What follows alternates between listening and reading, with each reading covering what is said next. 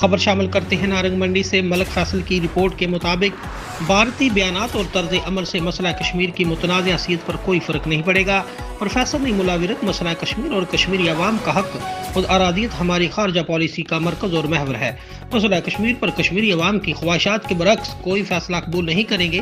ان خیالات کا اظہار principal government associate college Narang Mandi professor Naeemullah Virk نے کالج اعضاء میں منعقدہ یکجہتی کشمیر سیمینار سے خطاب کرتے ہوئے کیا۔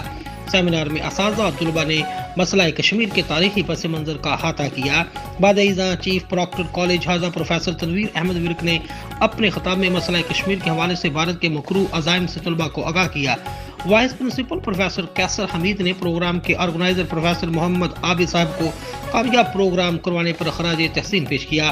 سیمینار کے اختتام پر یکجہتی کشمیر ریلی نکالی گئی، جس میں طلباء نے بینرز اور پلے کارڈز اٹھا رکھے تھے اور بھرپور جوش و خروش کشمیر کے حق میں نعرے بازی کی۔ دعائے خیر سے پروگرام کا اختتام کیا گیا۔